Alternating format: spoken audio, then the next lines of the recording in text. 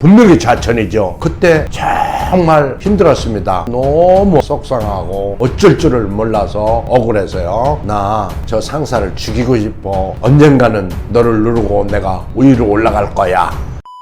30여 년 넘게 직장 생활을 하다 보면 사실 우여곡절이 많습니다. 특히나 이렇게 쭉 승승장구하는 것만 아니고요. 치욕스러울 때도 많고요. 정말 때려치고 싶을 때가 많습니다. 제가 신입사원 때였어요. 정말 어렵게 아주 정말 힘들게 2번 면접 들어가서 합격을 하고 회사를 다니는데 이제는 됐다.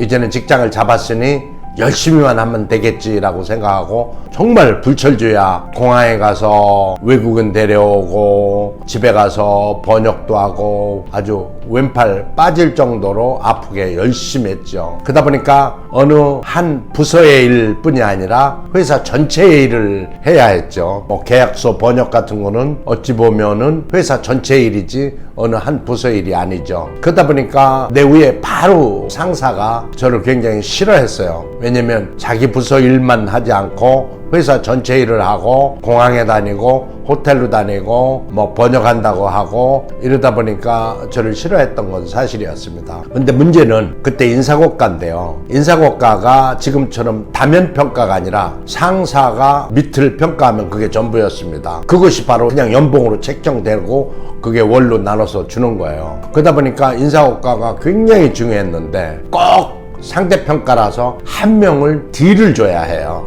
근데 저를 꼭 해마다 D를 줬습니다. 그래가지고 너무 속상하고 어쩔 줄을 몰라서 억울해서요. 정말 집사람한테 그런 얘기를 했습니다. 나 저 상사를 죽이고 싶어. 막 이 소리까지 했습니다. 그랬더니만 집사람이 정말 그러지 말라고 지나고 보면 한순간일 뿐 아무것도 아니라고 참고 견디라고 어드바이스를 해줬어요. 그래서 애들 2명이 있고 아내도 있는 저로서는 반대로 이렇게 생각을 했어요. 봐라, 내가 정말 열심히 해서 진리는 통한다고 진심은 통한다고 언젠가는 너를 누르고 내가 위로 올라갈 거야. 그래서 억울했지만 더 일을 성실하고 열심히 참고 견디면서 했습니다. 하늘은 스스로 돕는다고 했잖아요. 그 우윗분들이 다 알고 있었던 거예요. 결국에는 나중에 그게 밝혀지면서 내 상사는 공장으로 발령나고 차장을 달고 과장 업무를 취급하는, 저는 과장 달고 부장 업무를 취급을 하는 그러한 획기적인 일이 일어납니다. 그때 하나 깨달았습니다. 그때 내 기분대로 정말 죽이고 싶다고 사표를 던졌거나 누구를 해를 끼쳤다면은 정말 저는 헤어날 수 없는 인생을 살았을지도 모릅니다. 그런데 참고 인내하고 그것을 오기로 더 내 발전을 위해서 쓰니 아주 좋은 결과가 나왔던 거죠. 직장생활 하다 보면 정말 여러 번 때려치고 싶은 생각 많이 듭니다. 전 압니다. 왜냐면 그 생활을 해봤기 때문에. 그런데 결론은 절대로 때려치거나 감정에 휘말리지 말고 참고 인내하라. 그러면 그 성실의 결과는 반드시 하늘이 보답해 준다. 이 말씀을 드리고 싶습니다. 그리고 또 한 가지 예가 있는데요.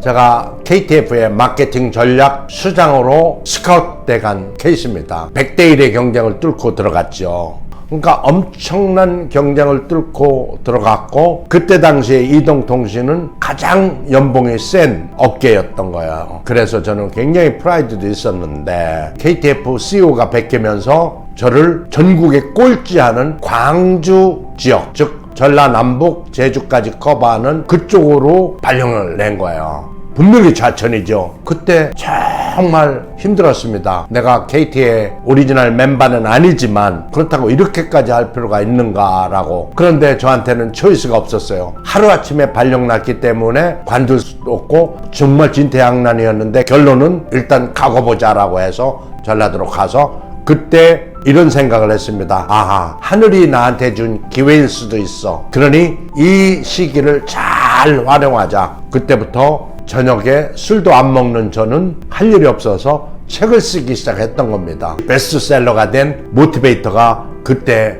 나오게 된 거예요. 만약에 전라도로 좌천되지 않았다면 저는 모티베이터라는 책을 쓸 수가 없었을 것입니다. 또 우리 집사람한테는 그 호남의 전체 지역을 구경할 수 있는 그러한 좋은 계기도 됐죠. 그러니까 사람이 치욕스러운 일이 당했을지라도 그거를 조금만 참고 긍정적인 방향으로 돌리면 얼마든지 인생을 바꿀 수 있는 좋은 계기가 되더라는 걸 말씀드리는 겁니다. 여러분, 치욕스럽습니까? 힘듭니까? 어렵습니까? 조금만 인내하십시오. 긍정적으로 생각을 바꿔보십시오.